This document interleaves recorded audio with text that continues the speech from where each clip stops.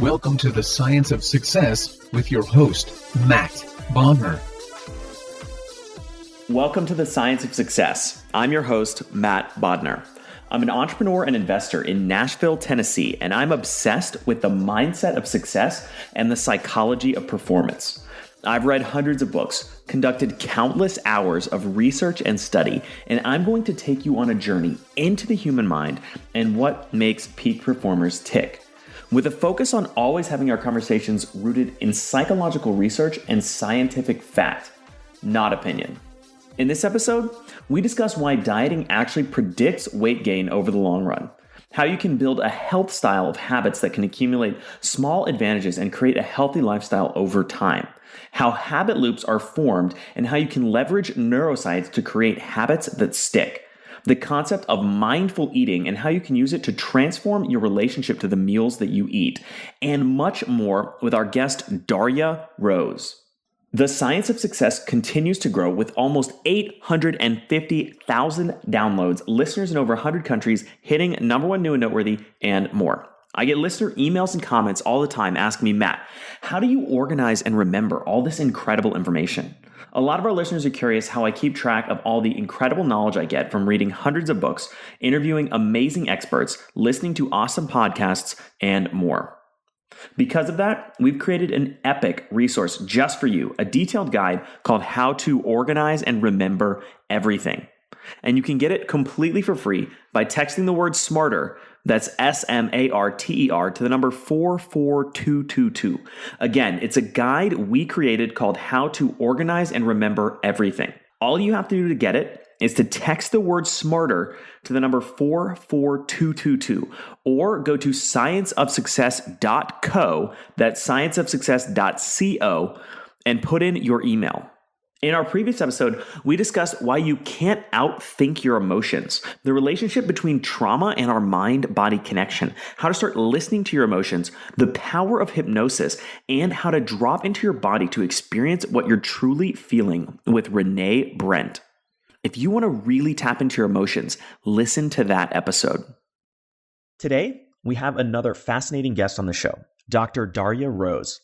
Darya is a neuroscience Ph.D. and the author of the book Foodist, Using Real Food and Real Science to Lose Weight Without Dieting. She's also the creator of Summer Tomato, a blog where she teaches others to form healthy food habits by combining neuroscience, mindfulness, and nutrition. She's been featured on The Today Show, Oprah, Time Magazine, and is recently named one of the 100 most influential people in health and fitness. Darya, welcome to the Science of Success. Thank you. It's great to be here. Well, we're very excited to have you on. So for listeners who may not be familiar with you and your story, tell us a little bit about yourself. Oh, I'm such a geek. Basically, I grew up in Southern California during sort of the Baywatch era in the 90s. And my mother was a chronic dieter. And I just thought that that's how women were supposed to live. And so I started dieting at age 11. I didn't have a weight problem. I just was like doing what my mom did, which was having chocolate milkshakes for breakfast that are supposed to make you lose weight, which is awesome if you're an 11-year-old. But it started a bad cycle where I went through basically every diet under the sun, low fat, low carb, cabbage soup, grapefruit, you name it. Eventually I started running marathons. In the other part of my life, I went to college, studied molecular biology and neuroscience, and then went on to get my Ph.D. in neuroscience. And, this whole process took like 15 years. And at some point I'm like, I feel like when most people think about like health and weight loss, they think that if they had more willpower, they'd be better at it. But like, I'm like one of those like type A people with like really strong willpower. And like, I would do the diets and I would do them for years and I would do them well and they would work for a little while. But I was so unhappy. So eventually I was just like, I'm doing everything right. I'm doing everything that the authorities in every realm are telling me to do. And I'm still miserable and I still don't have the results I want. I was still unhappy with my body. And so I decided that, I was in a second year in my PhD program. And at this point, like I could actually read a scientific paper and understand it, which is hard to do. It takes a lot of training to get there.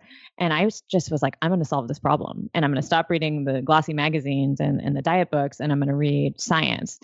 And so I would spend my nights and weekends reading everything I could get my hands on. At first, I was looking for like the perfect diet, but eventually I realized that dieting doesn't work, that everything I had tried was actually the reason I was struggling. Like dieting is actually a better way to gain weight than to lose weight.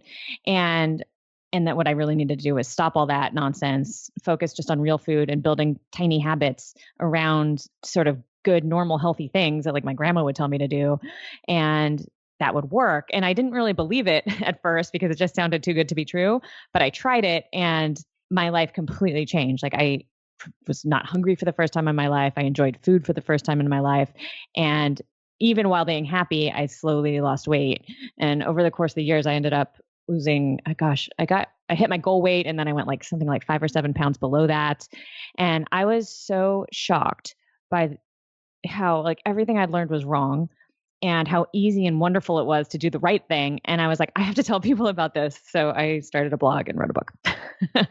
So I'd love to kind of hear, you touched briefly on the idea that dieting actually can predict weight gain. I'd love to hear a little bit more about that and maybe talk about some of the data that demonstrates why dieting isn't that effective as a strategy. And maybe also just for listeners who, could have sort of some different concepts about this. How do you define the concept of dieting?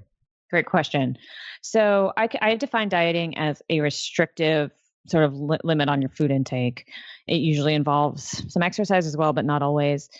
But for me, so just to be clear, and this is actually like a really subtle point that is often missed in the dieting industry, you can lose weight on any diet temporarily. Like they work temporarily, but I don't want that. Like, I don't want to just do something for a little while and then like fit in, like look good in one picture and then be done with it. Like I want to solve this problem.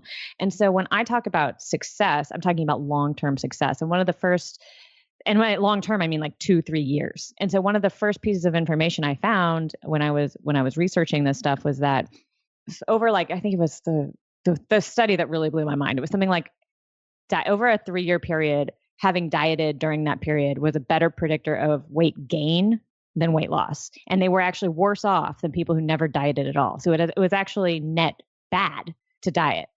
And so I was like, it's a shocking thing to hear, right? I've been dieting my entire life. Basically, everyone believes that if you want to lose weight and like get healthy, you have to like stop eating fat or stop eating carbs or whatever. And that's just not true. It's crazy.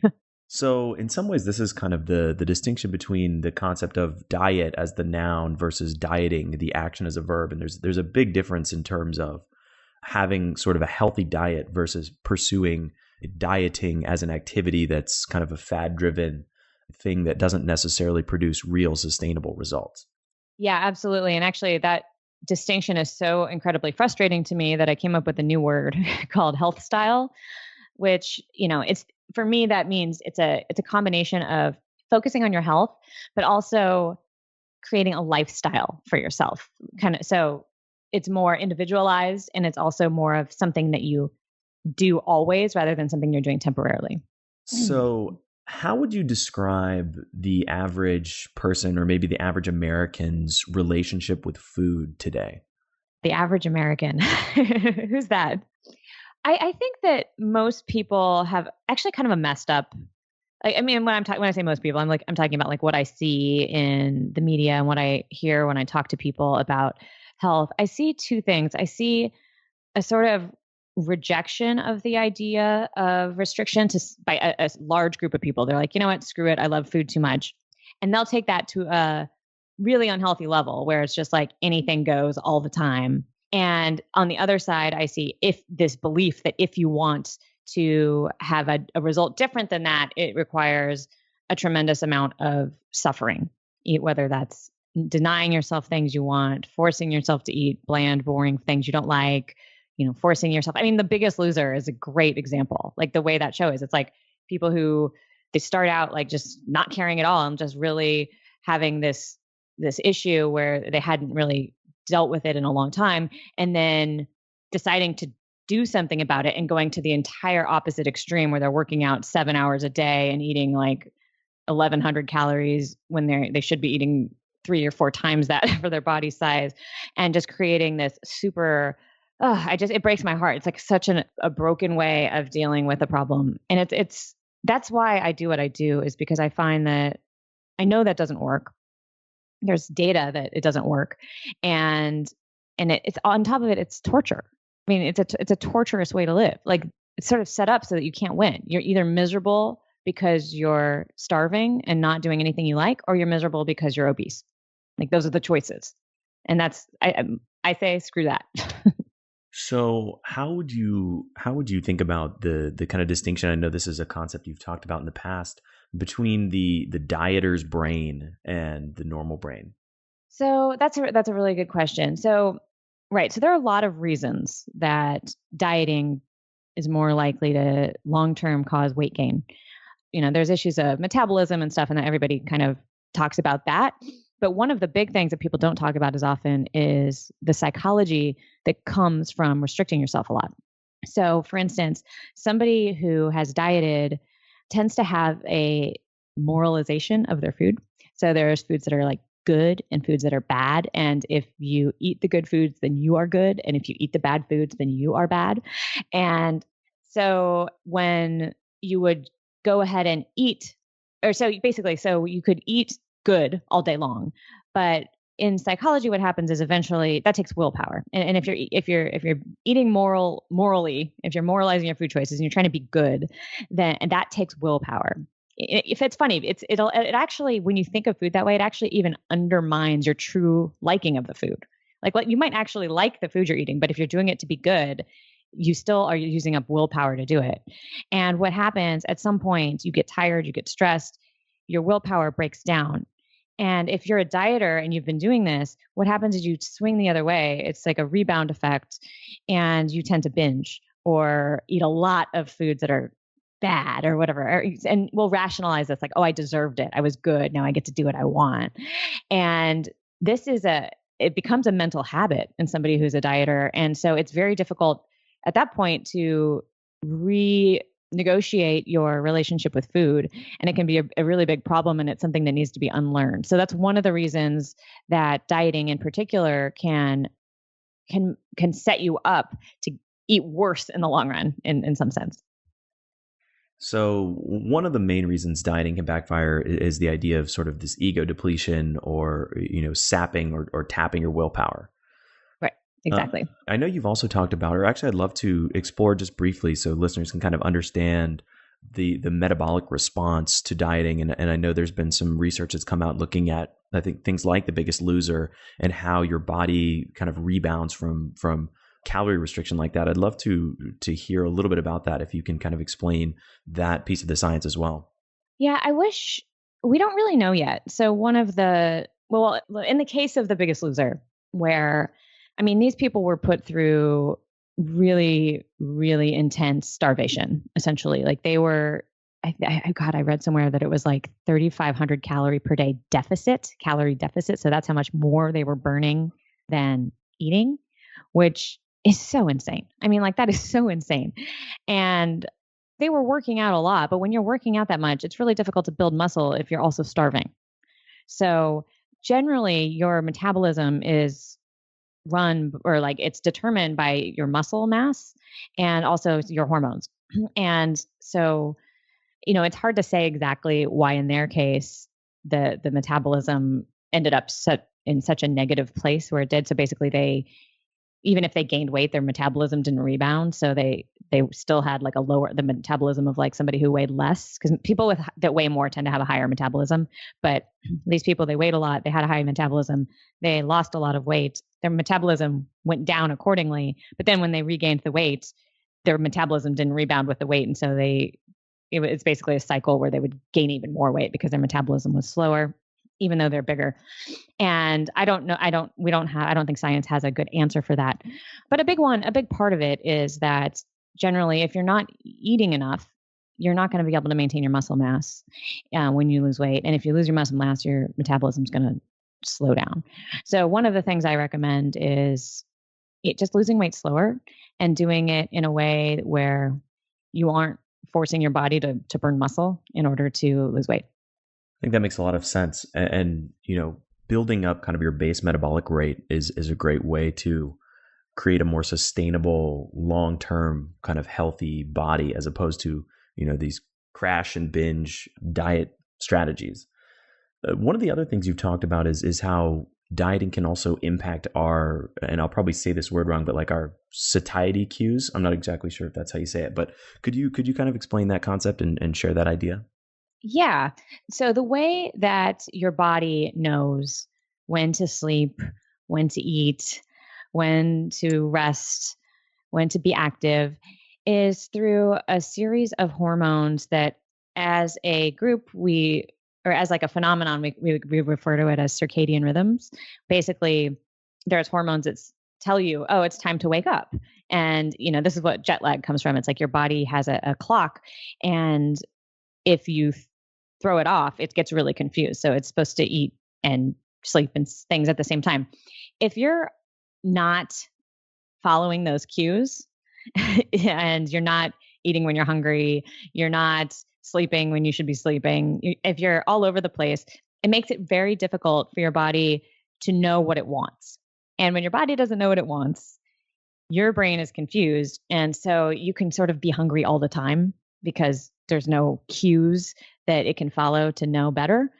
And you can train yourself so that when you train yourself to ignore when you're hungry, it also means you sort of ignore when you're full. And it can be very difficult to recalibrate that. It's something that you have to like relearn how to do that if you've been dieting a long time. So yeah, it's you're setting yourself up to undo any possible chance you have of like natural self food regulation. You have to relearn it if you've been dieting for a long time, which is a bummer. So we've looked at a couple of the ways that dieting is sort of ineffective and doesn't really help us achieve long-term health. I'm curious, you touched on it earlier, but what's kind of the alternative, or what's the strategy that you recommend if pursuing dieting isn't really going to be an effective way to lose weight and be healthy? Excellent question. So in my research, when I was reading all these papers and I was learning that everything I'd been doing for 15 years was a better way to gain weight than to lose it, I was like, obviously disheartened and frustrated. But then, so I had another question. I was like, okay, well, not everyone has this problem. Not all humans have this problem that I have. I'm particularly crazy. So I was wondering, what is it that people who are all naturally thin or have always been thin, what do they do? What do they eat? And turns out they never diet. And most of them have very simple rules that they have in their own brain to just keep them sort of in line. And they focus on real food. They don't worry about macronutrients, carbs, fat, whatever. And they just sort of do little trials to figure out what worked for them. And they just live that way. So those are all habits. And this is a very different approach because habits don't require willpower. Habits are things that they're like little loops that you create in your brain that happen automatically in response to some sort of trigger, whether that trigger be something in your environment, like you see something on TV or it's the time of day or something like that, or an emotion or internal trigger, like I just woke up in the morning, my circadian rhythms are telling me I'm hungry type of thing. And so when you can take habits and if you have enough of them that build health, eating vegetables, getting regular activity, like physical activity, sleeping well, eating mindfully, eating at certain times of day, then you can build up. This is exactly what a health style is. So I think your health style is all those habits, all those little habits that add up to a healthy or unhealthy person. And what's cool is you can just tackle these one at a time. And each one of them is so much easier than like starving yourself or like never eating sugar again or something really hardcore that most diets will do and recommend. And it allows you to find little tiny things you love. And also you can personalize it. So if you're not the type of person who likes the gym, let's say, which is a lot of people, maybe you like hiking, or maybe you like swimming, or maybe you like playing basketball with your friends. There are a lot of other things you can do to sort of have all those habits add up to work for you. And what's awesome is habits, the way they form in your brain, the way the little automatic loops form is that it's paired with a reward. So the way it works is there's the trigger, whatever is telling you to do some action. and then there's the action, and then there's a reward associated with that action. And if your brain like makes that connection, it's like, whoa, cool. And the reward will sort of reach back and this is why it's a loop. It reaches back and reinforces that trigger so that the next time you get that trigger, your brain's like, yeah, let's do that again, until eventually that just becomes automatic, like autopilot. And with healthy habits, that's what you want. Like that's really good. And so, but the key there and how this is totally fundamentally different from dieting is that you have to like it. It has to be something you like. Otherwise, it won't become a habit and you won't be able to take willpower out of the equation. So it's a total reframe around how to approach your health. Because instead of thinking, what do I have to do? Which torturous thing do I have to subject myself to today or at this moment? Instead, you think, you know what? I never liked exercising before for XYZ reasons. I'm going to try something different because I know I like that and hopefully make it stick.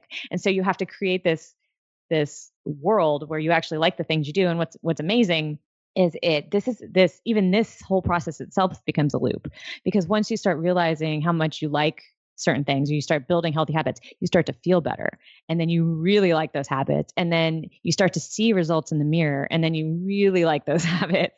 And so it's instead of this sort of negative loop of failure, it's like this positive loop of success and joy. And it's so different. Like I describe it and it sounds amazing, but I can't even tell you how life-changing this is, especially if you've done the dieting thing. It's like such a transformative way to live and experience your health and your body and food. It's just so amazing. I think it's a great concept, the idea that, we should transition from health kind of being, or this health style, as you call it, being something that we should do or feel obligated to do, into something that we want to do. It's kind of being pulled and drawn towards it instead of, pushing the boulder uphill. I'm curious, I can almost hear listeners asking, for example, if somebody who, let's just use broccoli as an example, somebody who doesn't like broccoli or whatever, how do you build that habit? How do you train yourself to like healthy lifestyles if you are sort of in a place now where you don't like working out and you don't like eating kale and you don't like all of these things that you can, how do you train yourself to become somebody who likes those certain things? Really good question. So yeah, like this all sounds amazing in theory, and the devil is in the details for sure. So there's a lot of answers to that question, and I take many approaches for people. So, I mean, I like the example of broccoli. You don't like broccoli. Fine. So there's many things that I would tell someone if they just were like, I don't like broccoli, I can't do this. I would say, first of all, there's a lot of vegetables. Are there any you like at all? Most people have a few that they like in certain ways, and that's great. So I tell them to start there. Start adding things that you like that are good, and by good I mean whole foods, like unprocessed foods, or real foods is actually what I like to call them. And one of the things that's interesting is that people don't actually realize. Most people don't even taste their food. Most people eat on autopilot. And while a lot of people that haven't started on this journey yet, they think they don't like that kind of food. Most people, once they approach it with a growth mindset, which is the idea that this is something I can learn to like or learn to do, they end up completely falling in love with real food and wondering how they ever liked all those other things that they used to eat. And I've talked to thousands of people who have had that experience. So on the one hand, I would say just start with what you like and build on that. 2, approach this with a growth mindset. One of the things that was revolutionary for myself personally, and I started in the exact same place, by the way. All I ate was processed food, and I didn't really understand. I didn't know how to cook. I didn't know how to do any of that stuff.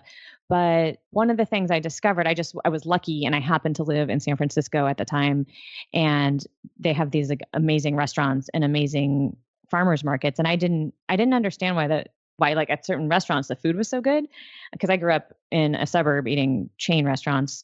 And I learned, because this is the culture in San Francisco, I learned that the reason is because they focus a lot on ingredients, and specifically they buy seasonal ingredients that are grown from farmers who really care. Like they actually care. Like a carrot is not a carrot is not a carrot.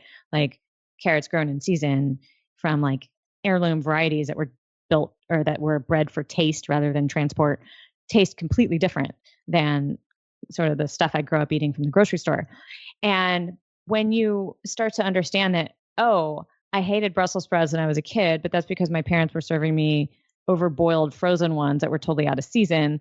And you try a different one and you realize it's like a completely different experience. Then you go from, oh, I just don't like vegetables to, oh, I only like seasonal vegetables. Or I'm fond of, I like root vegetables more than I like leafy greens today. But maybe in the winter when leafy greens are more sweet and less bitter, I like those.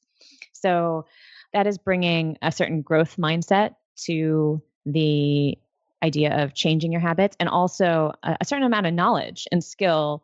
The knowledge being that like you have to know it's in season, and that's something you can learn. That's something you can adapt and learn and work on. And it does certainly help to be able to cook and create and to be able to transform foods from raw ingredients into something you enjoy eating as well. So that's another factor. So, there are a lot of ways to approach building habits, and it's not about forcing yourself to do anything. It's about being creative to learn how to love this stuff. And I've seen so many people do it. And most of them, people don't go back from this stuff. It's like that good. It's not like, it's like you do it for a little while and you're like, that habit kind of fizzled out. Like, no, like this like really sticks because it's so life-changing. I know you talked about rewards kind of being one of the key pillars of forming a habit loop. Can you give me a specific example of how pursuing kind of some of these healthy habits can create rewards that, let's say somebody who's listening who, their average kind of meal of pizza and beer or something like that gives them a lot of happiness. How can they create some rewards that will really anchor in these habits? And what do those rewards look like? Great question. So there are rewards. I mean, very simplistically, they come in two forms. There are rewards that are sort of external to your psyche. So let's say you work really hard at something and then you get a prize, like a money or a vacation or something. Those work for some activities, but they do not work for forming habits. So external rewards are not good. So don't tell yourself, if I eat this broccoli, I'm going to like put $5 in my vacation travel plan or whatever. You have to have the reward be internal and innately linked to whatever activity you're doing. So an example is, you have to enjoy the taste of the food you're eating, or you have to feel really good after eating it. That helps too. It's funny though. We tend to have a lot of assumptions, put it that way, around what is rewarding and the reason we do things. And the reason for that is because we feel a certain way, and then our brains like rationalize and make up a reason for it. But oftentimes those reasons are wrong. And so, for example, your pizza and beer example. So you might think that you love pizza and beer because it tastes so good, and that might be true. However, if you ate pizza and beer for every meal, you would start to feel like crap, and you wouldn't want to eat that all the time. So that's one thing. But we tend to lie to ourselves and believe that we would if we like let ourselves eat whatever we want. But that's usually not true. Another thing is context and the environment you're eating in and your mental state is essential in your perception of your experience. So it could be that the reason you think you love pizza and beer so much is because you always have it with your friends on, Thursday night football when you watch it with them, and you have a good experience. And it's not necessarily the food. Like the food's fun and that can be part of it, but it could just be that experience is so valuable for you that like trying to force yourself to eat like a salad or something instead is just silly. But it's not necessarily because the pizza's so good, right? It's because you don't want to ruin that experience of camaraderie with your friends. So you sort of have to be willing to step back a little bit about your assumptions about why you do things and what you want, and really question and test even those assumptions. You can do little experiments on your own to see what the rewards really are. And they're not always the first thing you think. Oftentimes we eat because, we think we're craving chocolate in the middle of the day, but really we just need a break from work because we've been like focusing really hard for 3 hours and it's been a long day. and so you may tell yourself, I need to go to the cafeteria and get a snack or something, but really you just need a little break. So you can do little experiments to test that. But and then you can discover what the reward for whatever habit you have actually is. So, another thing that comes up a lot is the difference between good habits and bad habits, right? And so this is a way to both break not so healthy habits and build healthier habits, is really truly understanding what your triggers are and what your reward is. You've touched on a few of these and kind of mentioned them, but I'm curious, what are kind of the core healthy habits that you recommend people work on incorporating into their lives so that they can move towards this kind of health style, this healthy lifestyle? Yeah, great question. So I call these home court habits. And these are sort of the habits that you need, like the set of habits you need to sort of get yourself personally to a healthy place and stay there. And I want to start with the caveat that everyone's different. So not everything works for everyone, and everybody sort of has to learn how to make these things work for them. But I can give you some broad habits that often, I've talked to thousands of people about this stuff and what often works for people. So eating more vegetables is like really a big one. Vegetables are incredibly healthy. They keep you from getting, I think they keep you from getting sick as much. They keep you feeling good. They obviously are low calorie, high nutrient density, and it's a positive. It's something you can do more of. It's not that hard. So eating more vegetables is a big one. The next thing that kind of comes from that is what do you cut out then if you're eating more of something? I recommend people, if you're going to make cuts in things, to choose processed foods. So processed grains like flour, processed sugar, processed meat, processed oils. Those are all places that you can cut back on. But I would focus mainly on eating more vegetables.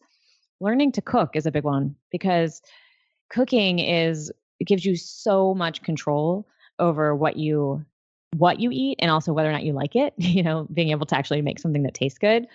This is actually one of the biggest habits, the most impactful habits, one of the most impactful habits someone can have. It's a tough one because a lot of us didn't learn to cook growing up, which is why I created a program around it.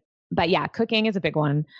You need to have some sort of physical activity. Being sedentary is really counterproductive. It's quite unhealthy. It's been recently shown to be like as bad as long-term smoking, actually, long-term sitting. So, but it doesn't have to be crazy. Well, I definitely recommend strength training for looking great. It makes you look great, and it does help build your metabolism up, like we talked about earlier. But even just walking 10,000 steps a day or something around there can have a big impact. I think what else? I mean, for me, big habit is I need to have a grocery store or a farmer's market where I can get high quality vegetables.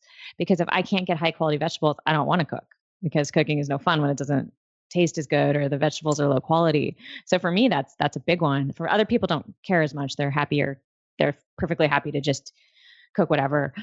Sleep is a big one. If you are exhausted and tired, you're not going to have the energy to cook. You're not going to have the energy to get physical activity. Sleep is a big one. I don't think there's anything else. I mean, one that doesn't get talked about a lot actually is just thinking about a little more about your circadian rhythms. Trying to go to bed at the same time each day, trying to wake up at about the same time each day, trying to eat at approximately the same time and not all over the place. It's much easier to work with your body than work against your body. And the more things you have working on your side, the easier it'll be. And another big one that doesn't get talked about a lot either is mindfulness. This can sound like a little hippie or a little woo-woo, but it's actually incredibly powerful. And one of the reasons is what I mentioned earlier. It's hard. Most of us just go through our entire day on autopilot. We get triggered, we do stuff, we don't even really think about why. We don't really, we have this illusion of free will, but most of us are just plowing through our day, being triggered and just doing things and not being very conscious of it at all. And that's especially true of your eating habits and your eating decisions. Most of us don't make those very consciously. Mindfulness gives you a tool to do that, to pay attention to your thoughts, pay attention to your feelings, pay attention to your experience and your perception, and not judge it, and just be aware of what's going on. Because if you're aware of it, of what's happening, then you have a chance to change it. If you're not, I mean, people wonder why they have bad habits, and maybe you're stress eating or emotional eating or has something to do with something your mom said when you were a kid or something. And they don't understand, they think breaking that habit is impossible, but it will be. It's very, very hard to change something like that if you don't actually know what's going on and you don't know what your brain is really trying to get. So I encourage people to practice mindful eating and generally mindful practices in their own lives to develop that skill, because it really is a skill that you need to have to make this sort of progress, if you want to like break really difficult habits and things like emotional eating and things like that. So yeah, I mean, those are the home court habits that I talk to people the most about, and that I find that people have the most sort of life-changing results with, if they can incorporate some smattering of those of those habits. So we've definitely talked a lot about meditation on the show previously and are huge fans of it. How would you define specifically kind of mindfulness? Because I know it's related, but not necessarily kind of exactly the same. And specifically, what do you mean by the phrase mindful eating? Yeah, so this is tricky. So the way so I've done a lot of work on this. So I was a dieter, and dieters do not eat mindfully. Dieters eat fast when they eat because there's guilt and shame around it. There's, you've spent so much of your life starving that when you do let yourself eat, you sort of go really fast and just dig into it. So I had a lot of difficulty with this particular habit, but I had read so much about the benefits of it. It helps you enjoy your food more. It helps you eat less naturally. It helps you make better decisions, just all sorts of things that you want. We want these things. But gosh, is it hard to develop this habit? I'd been working on it for like 5 years before I really feel like I got a handle on how to do it. So I also went to like a silent meditation retreat for 10 days. And after all these attempts, I finally have what I have my own like working definition of what mindfulness is. So I think of it as being aware of the present moment.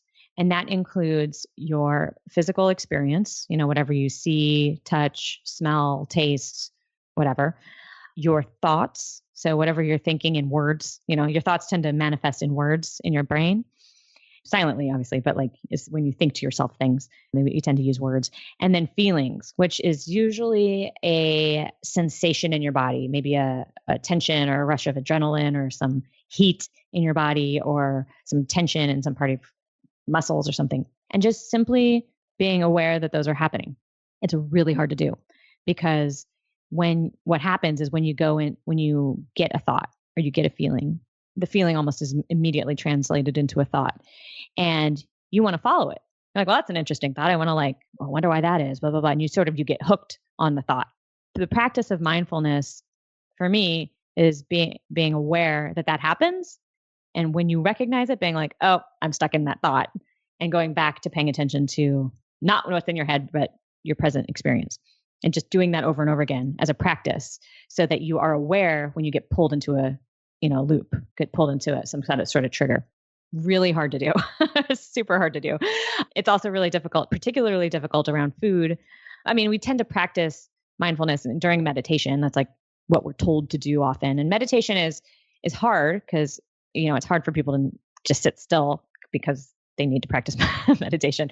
But also, but it's in some ways it's easier because you know what you're supposed to be doing. You're just supposed to be sitting there. Eating is more active, right? Your eyes are open. You have to like physically feed yourself. You have the experience of eating, the taste, the texture, the flavor, the smells, and paying attention to all that at once is difficult. And also on top of it, a lot of us have so much mental baggage around and emotional baggage around food and body image and all this stuff. So it's a challenge. If anybody's interested in mindful eating, I actually just recently started something called the Mindful Meal Challenge. It's like a 5-day challenge and it's free on Summer Tomato if anybody wants to check it out to practice this. And it's fun to start with eating actually, because it's something we all do 3 times a day, and at least, and it's so integral to our experience and our health that just taking some time to learn about how to do it and what it actually feels like to do it, and realizing how hard it is, and how if you just sort of vaguely try to eat mindfully or just try to be mindful, you're almost inevitably going to fail because there's so much distraction built in to our brains. But it's a really cool thing if you can do it. And I do highly recommend practicing, like setting aside time in your day to practice, whether it's during food or meditation or anything like that, or even your shower, just like mindfully showering, just to have that time to observe what your brain does on its own. Because I think you'll find most of us find our brains are totally nuts. Like they're so undisciplined and so scatterbrained, and being aware of what you tend to do is very illuminating. And I know this kind of ties into the idea of mindfulness, but how do we battle things like a craving for junk food? Interesting. So a craving is a trigger, and it is and a feeling. It's a feeling that's been triggered from something. Step one is being aware of it, and rather than just anxious, go into the pantry and like eat a bag of cookies. Like that is not what you want to do first. But you want to be you first want to be able to be like, I feel a craving. That's what it is, and have a name for it. Recognize it that it's a feeling. The second thing is you don't want to battle it. You can't control your feelings. They don't obey the rules of physics that like a physical object does.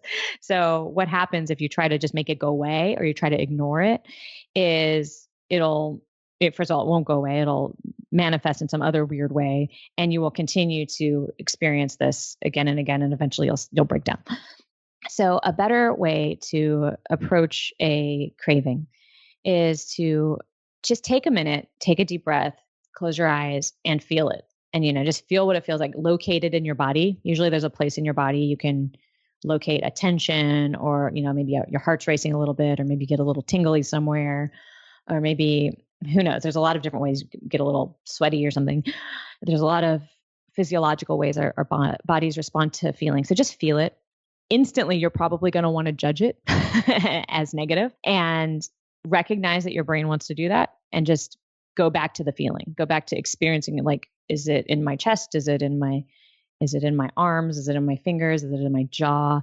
And just focus on like just taking a deep breath and breathing into that feeling, and just trying to be okay with it. If at some point you decide you still want to proceed with your binge or whatever, that's okay too. Don't beat yourself up for it, because it's hard to break something like that that's been trained and conditioned for a long time.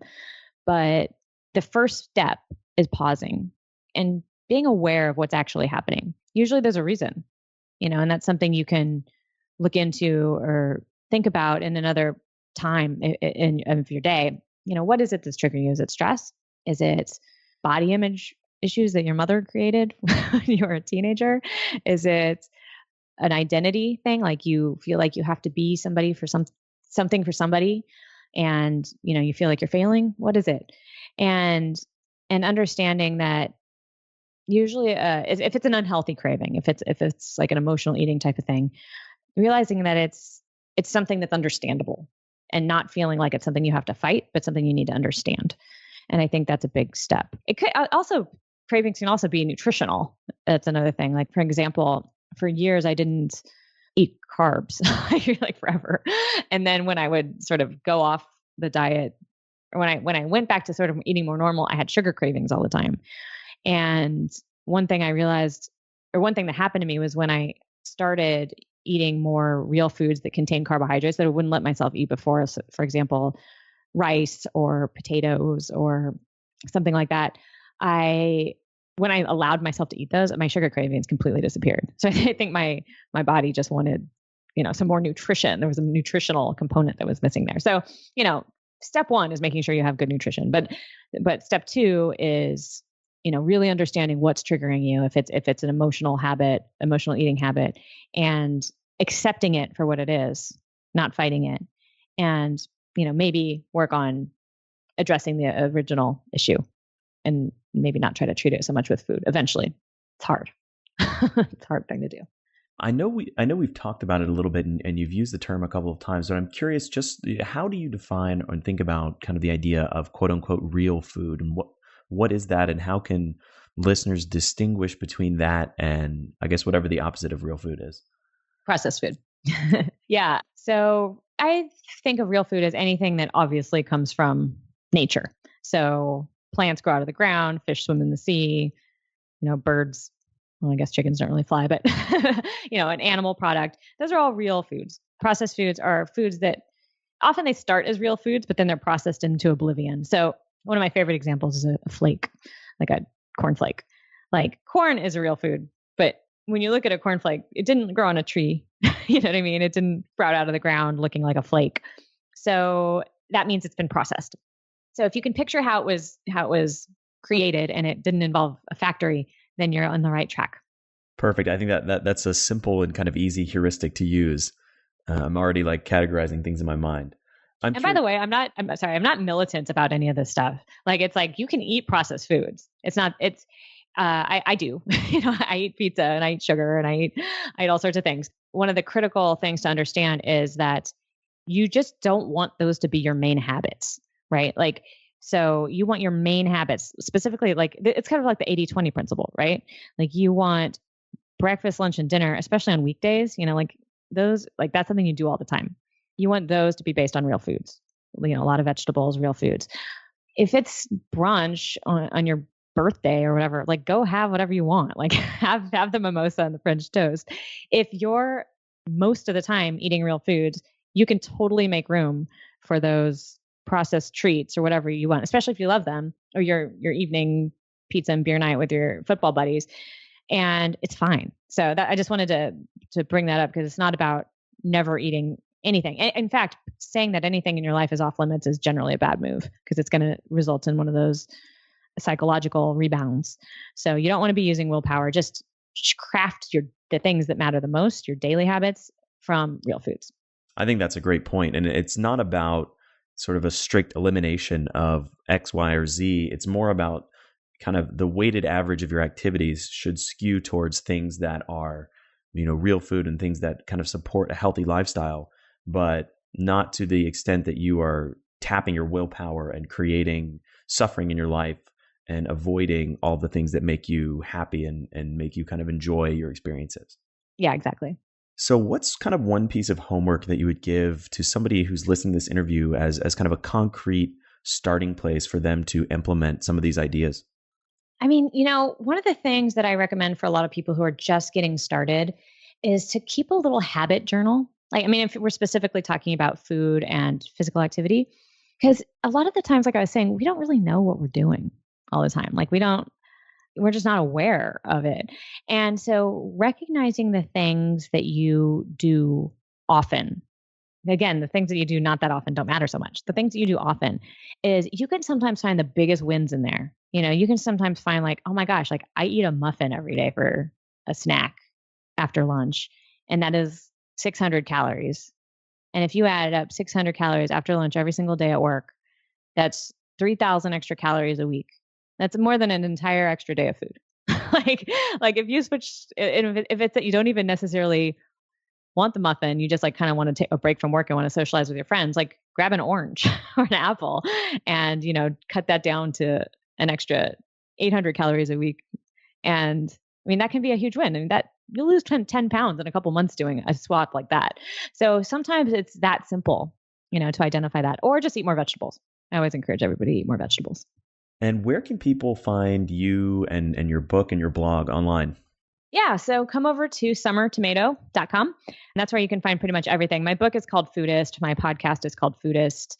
And if you're interested in getting started, like I said, the Mindful Meal Challenge that I recently launched is a great intro to, and it's free, just to this whole world. And it's fun and people really enjoy it. And it's only 5 days, so it's not that hard. Awesome. Well, we'll make sure to include links to Summer Tomato, links to Foodist, both the book and the podcast, and the Mindful Meal Challenge in the show notes.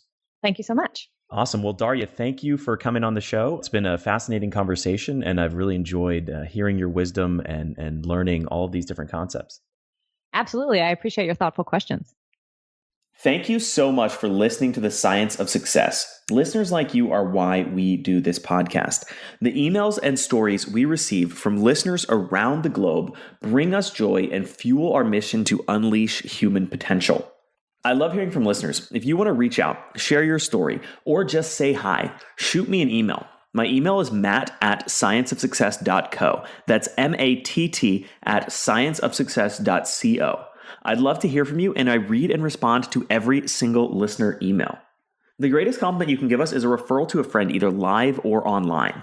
If you've enjoyed this episode, please leave us an awesome review and subscribe on iTunes. That helps more and more people discover the science of success. I get a ton of listeners asking, Matt, how do you organize and remember all this information? Because of that, we've created an amazing free guide for all of our listeners.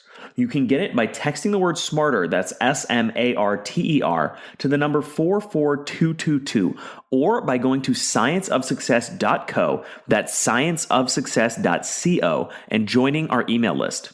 If you want to get all this incredible info, links, transcripts, everything we talked about, and much more, be sure to check out our show notes. Go to scienceofsuccess.co, just hit the show notes button at the top. Thanks again, and we'll see you on the next episode of The Science of Success.